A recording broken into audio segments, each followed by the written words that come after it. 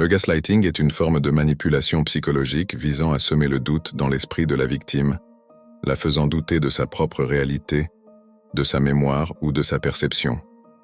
Cette technique est souvent utilisée de manière subtile et insidieuse pour exercer un contrôle sur une personne. Voici une explication détaillée sur le gaslighting et comment il peut se manifester.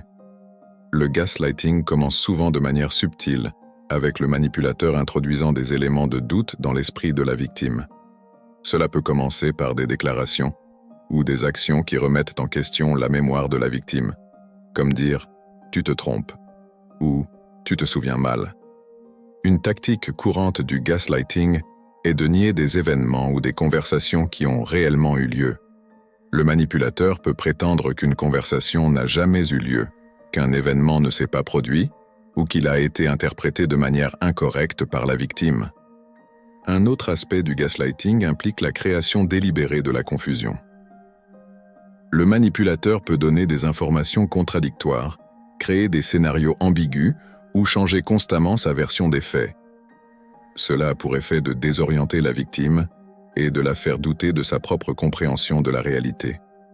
Le gaslighting peut également s'accompagner de la projection, où le manipulateur attribue à la victime ses propres pensées, sentiments ou comportements.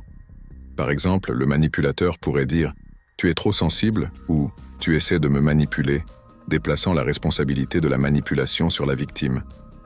Une autre tactique courante consiste à minimiser les préoccupations de la victime.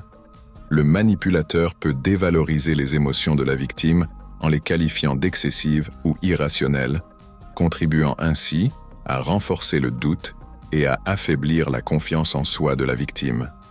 Le gaslighting peut également prendre la forme de dénigrement constant, où le manipulateur critique régulièrement la victime, la faisant se sentir incompétente, indigne de confiance ou mentalement instable. Ces critiques constantes contribuent à la fragilisation de l'estime de soi de la victime. Il est important de noter que le gaslighting peut se produire dans divers contextes, que ce soit dans des relations personnelles, familiales, professionnelles ou même au niveau sociopolitique. Les manipulateurs utilisent cette technique pour obtenir un pouvoir et un contrôle sur les autres.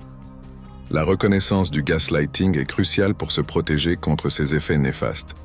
Si tu suspectes être victime de gaslighting, il est important de chercher du soutien auprès de personnes de confiance, de professionnels de la santé mentale ou de groupes de soutien. La prise de conscience et l'affirmation de soi sont des étapes essentielles pour contrer les effets du gaslighting. Abonnez-vous à la chaîne pour rester informé des dernières analyses sur la psychologie sombre et des conseils pour comprendre les interactions humaines. Si vous avez des questions ou des suggestions pour de futurs sujets, laissez-les dans les commentaires ci-dessous. La connaissance est une arme puissante et ensemble, nous renforçons notre compréhension du monde qui nous entoure. Ne manquez pas nos prochaines vidéos. Cliquez sur la cloche de notification pour être alerté dès leur sortie. Merci encore de faire partie de notre communauté. À la prochaine sur Psychologie sombre et manipulation.